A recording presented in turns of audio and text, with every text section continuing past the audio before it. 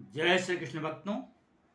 श्रीमद् भागवत महापुराण की भाव यात्रा दसम स्कंद के 43वें अध्याय तक आ पहुंची है। विगत कुछ दिनों से हमारी जो यात्रा है रुकी पड़ी थी। कुछ व्यस्तता की अधिकता के कारण हम आपके समक्ष श्रीमद् भागवत की भाव यात्रा को लेकर के उपस्थित नहीं हो पा रहे थे। तो आज काफ़ी दिनों या यूँ कहें काफ़ी महीनों के पश्चात हम पुनः आपके समक्ष उपस्थित हैं।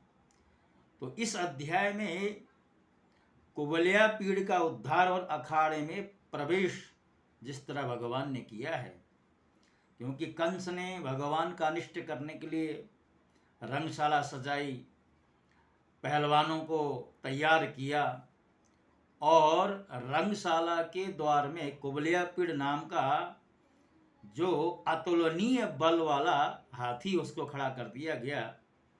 तो यहाँ पर सुखदेव जी राजा परीक्षित को कथा का पान करा रहे हैं।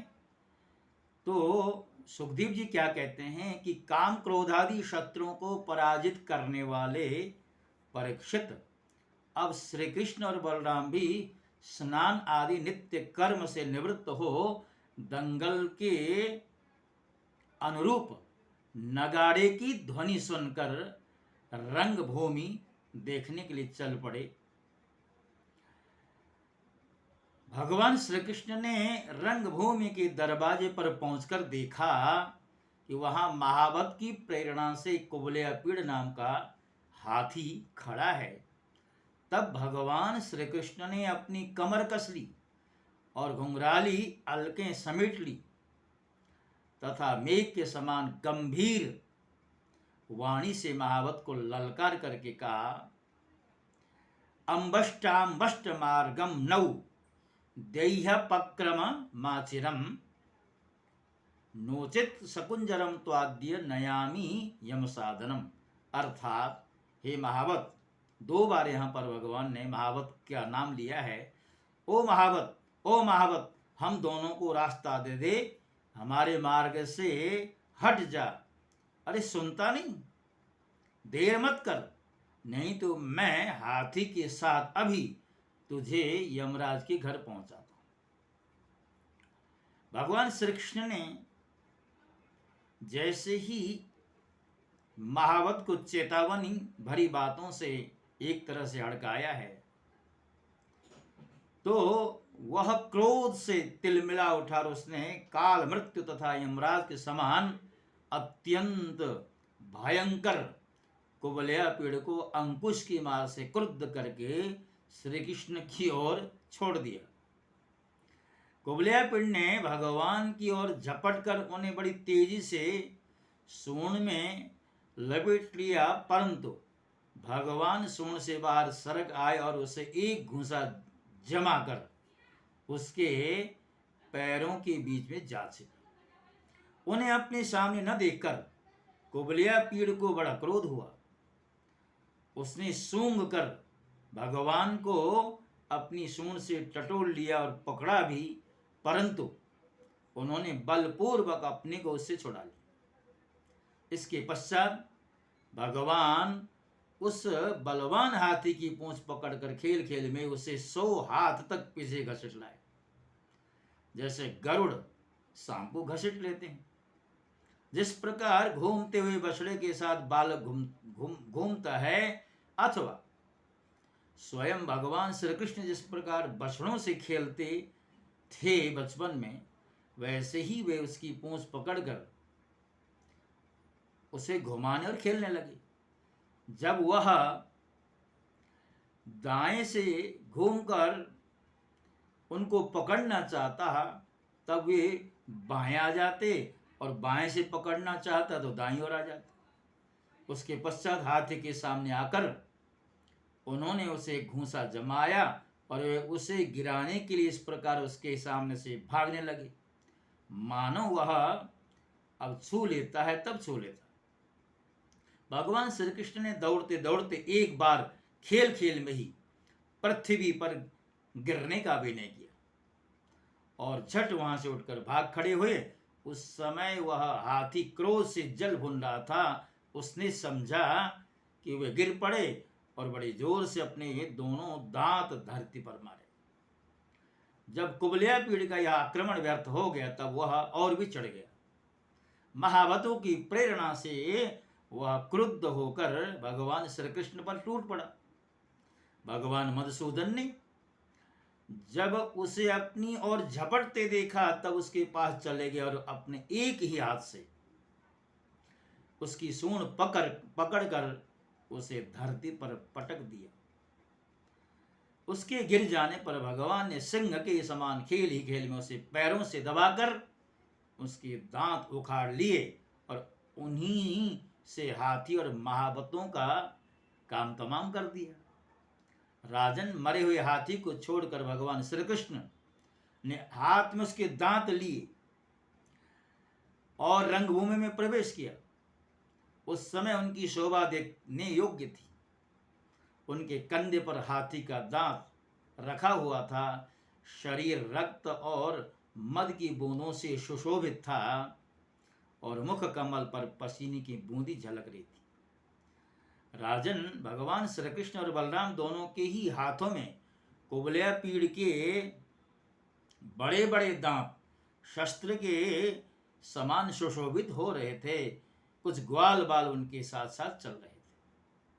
जिस समय भगवान श्री कृष्ण बलराम जी के साथ रंगभूमि में पधारे उस समय वे पहलवानों को वज्र कठोर शरीर, साधारण मनुष्यों को नररत्न, स्त्रियों को मूर्तिमान कामदेव, गोपों को स्वजन, दुष्ट राजाओं को दंड देने वाले शासक और माता पिता के समान बड़े बूढ़ों को शिशु, कंस को मृत्यु, अज्ञानी को विराट, योगियों को परम तत्व और भक्त शिरोमणि वृष्टिवंशियों को अपने इष्ट देव जान पड़ते थे। सबने अपने अपने भावानुरूप क्रमशः रौद्र, अद्भुत, श्रृंगार, हास्य, वीर, वात्सल्य, भयानक, विभत्स और प्रेम भक्ति रस का अनुभव किया। राजन, वैसे तो कंस बड़ा धीर वीर था, फिर भी जब उसने देखा कि इन दोनों ने कुबलिया पीड़ को मार डाला तब उसकी समझ में यह बात आई कि इनको जीतना तो बहुत ही कठिन है। उस समय वह बहुत घबरा गया। श्री कृष्ण और बलराम की बाहें बड़ी बड़ी लंबी थी। पुष्पों के हार, वस्त्र, आभूषण आदि से उनका वेश विचित्र हो रहा था। ऐसा जान पड़ता था मानो उत्तम वेश धारण करके दो नट अभिनय करने के लिए आए हैं, जिनके नेत्र एक बार उन पर पड़ जाते बस ऐसा ही लगता कि यही नहीं वे अपनी कांति से उनका मन भी चुरा लेते। राजन, मंचों पर जितने लोग बैठे थे वे मथुरा के नागरिक और राष्ट्र के जन समुदाय पुरुषोत्तम भगवान श्री कृष्ण और बलराम जी को देखकर इतने प्रसन्न हुए कि उनके नेत्र और मुख कमल खिल उठे, उत्कंठा से भर गए। वे नेत्रों के द्वारा उनकी मुख माधुरी का पान करते करते तृप्त ही नहीं होते थे। मानो वे उन्हें नेत्रों से पी रहे हों, जिह्वा से चाट रहे हों, नासिका से सूंघ रहे हों और भुजाओं से पकड़कर हृदय से सटा रहे हों। उनके सौंदर्य, गुण, माधुर्य और निर्भयता ने मानो दर्शकों को उनकी लीलाओं का स्मरण करा दिया और वे लोग परस्पर में उनके संबंध की देखी सुनी बातें कहने और सुनने लगे। ये दोनों साक्षात भगवान नारायण के अंश हैं और इस पृथ्वी पर वसुदेव जी के घर में अवतीर्ण हुए हैं। अंगुली से दिखाकर, यानी वो लोग भगवान को दिखा करके कह रहे हैं, सांवले सलोने कुमार देवकी के गर्भ से उत्पन्न हुए थे, जन्मते ही वसुदेव जी ने उन्हें गोकुल पहुंचा दिया। इतने दिनों तक वे वहां छिप कर रहे और नंद जी के घर में ही पल कर इतने बड़े हुए। इन्होंने ही पूतना, तृणावर्त, शंखचूड़, केशी और धेनुक आदि का तथा और भी दुष्ट दैत्यों का वध किया। इन्होंने ही गौ और ग्वालों को दावानल की ज्वाला से बचाया था।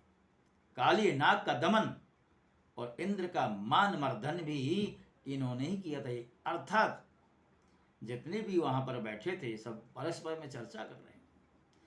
इन्होंने 7 दिनों तक एक ही हाथ पर गिरिराज गोवर्धन को उठाए रखा और उसके द्वारा आंधी, पानी तथा वज्रपात से गोकुल को बचा दिया था।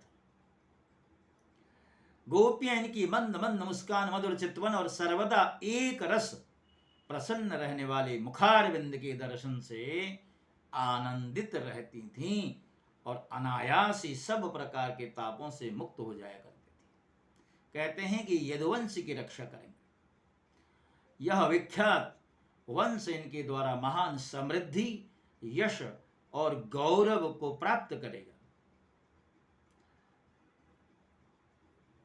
ये दूसरे इन्हीं श्याम सुंदर के बड़े भाई कमल नयन श्री बलराम जी हैं। हमने किसी किसी के मुंह से ऐसा सुना है कि इन्होंने ही प्रलंबासुर, वत्सासुर और बकासुर आदि को मारा है। जिस समय दर्शकों में यह चर्चा हो रही थी और अखाड़े में तुरही आदि बाजे बज रहे थे, उस समय चाणूर ने भगवान श्री कृष्ण और बलराम को संबोधन करके कहा, नंदन श्री कृष्ण और बलराम जी, तुम दोनों वीरों के आदरणीय हो।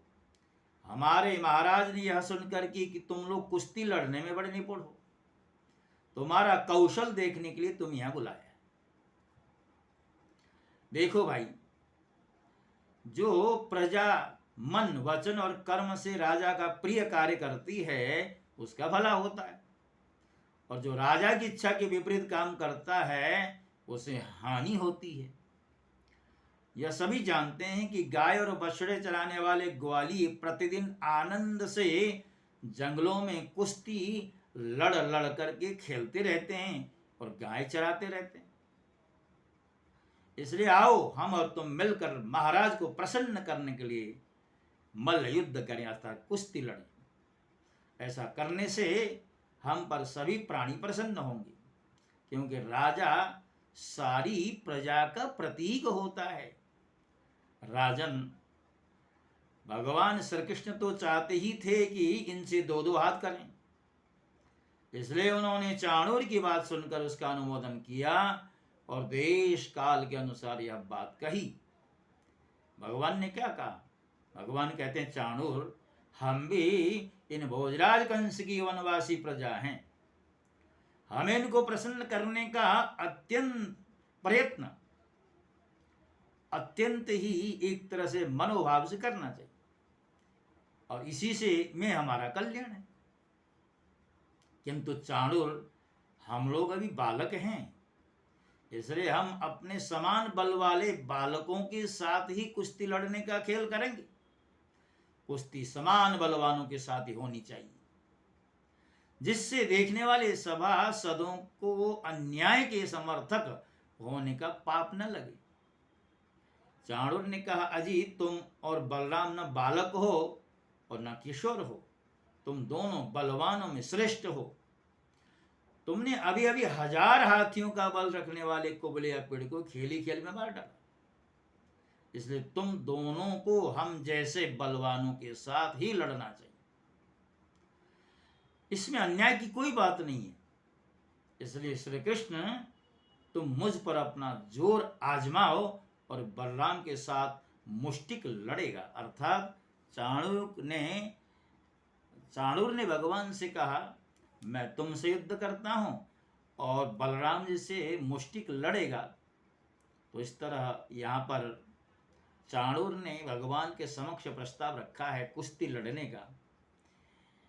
आगे क्या कुछ होगा ये अगले अध्याय में इसकी चर्चा की गई है, क्योंकि जैसा कि आप जानते हैं हम एक ही अध्याय की श्रृंखला आपके समक्ष प्रस्तुत किया करते हैं। तो यद्यपि श्रृंखला काफ़ी दिनों से अवरुद्ध थी, किंतु भगवान ने चाहा तो इसको अब हम निरंतरता देते रहेंगे। और जैसा कि हम अंत में आपसे हर बार निवेदन करते हैं हमारा चैनल अभी उस अवस्था में नहीं पहुंचा जिस अवस्था में कि हजारों लोगों तक हमारे कंटेंट पहुंचे। सब्सक्राइबर पर्याप्त मात्रा में अभी बन नहीं पाए हैं, तो आपसे हार्दिक अनुरोध यही है कि आपको हमारा चैनल नज़र आए, जो कि शास्त्री प्रेम नारायण के नाम से है, और हमने इसमें अपना शीर्षक लगा रखा है आवर स्क्रिप्चर्स आवर सोल, अर्थात हमारे शास्त्र हमारी आत्मा। तो अवश्य हमारे चैनल को सब्सक्राइब कर दें, लाइक का बटन दबा दें, जिससे कि हमारा जो अभियान है, भाव की यात्रा है, वो आगे निरंतर रूप में बढ़ती रहे। इन्हीं शब्दों के साथ मैं आपसे विदा होता हूँ। जय श्री कृष्ण। ओम नमो भगवते वासुदेव।